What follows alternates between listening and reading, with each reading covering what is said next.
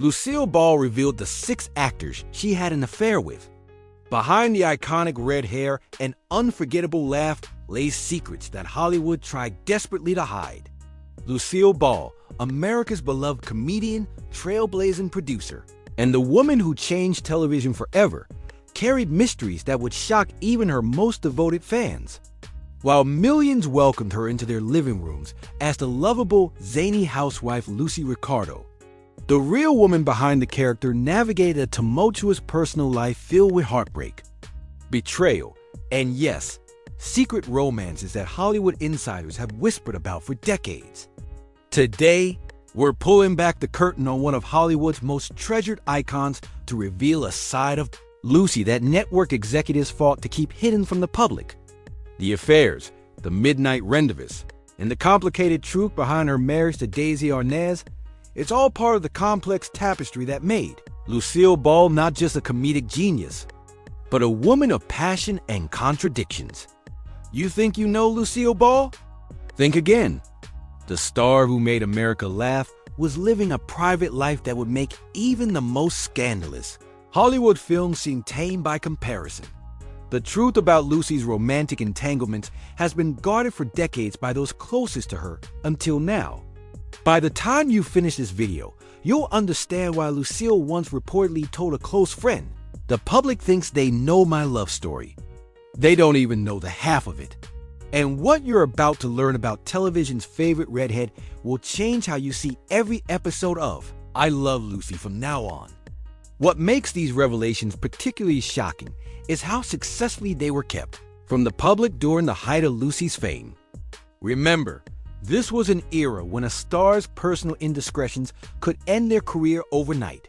The studio system maintained tight control over celebrities' public images with entire departments dedicated to suppressing scandals. For these affairs to remain hidden for so long speaks to both the power of old Hollywood's publicity machine and the loyalty of those in Lucy's inner circle. You might be wondering how we could possibly know about these private matters all these years later. The answer lies in recently uncovered private correspondences, unpublished memoirs from those in Lucy's inner circle, and interviews with aging Hollywood insiders who no longer feel bound by their professional obligations to maintain these secrets. As the last generation who personally knew Lucy begins to pass away, many have chosen to share what they witnessed, believing that enough time has passed for the truth to be told without tarnishing her legacy. Stay with us as we uncover the 6 men that sources claim captured the heart of television's most iconic redhead when the cameras weren't rolling. The truth behind these relationships reveals not just Lucy's private desires, but illuminates the complex woman behind the beloved television character. Like Casey says, Fell ain't got a soul of his own, just little piece of one. Henry Fonda, the respected gentleman. In the 1930s, before she became a household name, Lucille Ball was working as a contract player at RKO Studios. It was there that she crossed paths with Henry Fonda, already an established leading man known for his integrity both on and off screen. The two worked together during Lucy's early Hollywood days, and according to studio insiders, there was an undeniable chemistry between them. Several production assistants from that era claimed there was a brief but intense connection between the actors, one that never made headlines but was whispered about on set. What made this alleged affair particularly noteworthy was that both were married at the time. Yet, according to Jane Fonda's autobiography, her father had a pattern of falling for his co-stars, making such a connection plausible. A wardrobe assistant who worked with both stars told Hollywood historian Robert Mattson she said Henry was the first man who made her feel respected, not just looked at. In those days, actresses were treated like pretty objects, but Fonda discussed ideas with Lucy, asked her opinions. That intellectual connection was more seductive to her than any physical attraction. The alleged affair was brief, as both remained committed to their respective marriages at the time. But those who knew Lucy claimed she always spoke of Fonda with unusual warmth and respect throughout her life. When asked about Fonda years later in a 1970s interview, Lucy reportedly smiled and said only Henry was a gentleman in every sense of the word before changing the Subject: what many fans don't realize is that Lucy and Henry maintained a lifelong friendship after their rumored affair ended. When Lucy was struggling during the early days of Dow Productions, Fonda reportedly offered both emotional support and practical advice about navigating Hollywood as a business leader rather than just a performer. A makeup artist who worked with Lucy in the 1960s claimed whenever Henry's name came up, there was this softness in her eyes.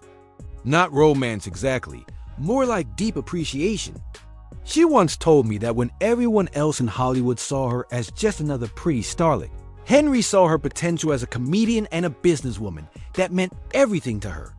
This pattern of Lucy being drawn to men who recognized her intelligence and talent would repeat throughout her life, suggesting that for her, intellectual connection was often as powerful as physical attraction.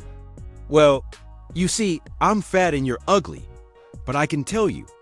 2. Orson Welles, the dangerous genius. If Lucy was drawn to intelligence and creativity, then her rumored affair with Orson Welles fits perfectly into that pattern. During the early 1940s, when Welles was running his Mercury Theater and becoming the wonderkin of Hollywood with Citizen Kane, he and Lucy were known to have long private lunches that raised eyebrows throughout the industry.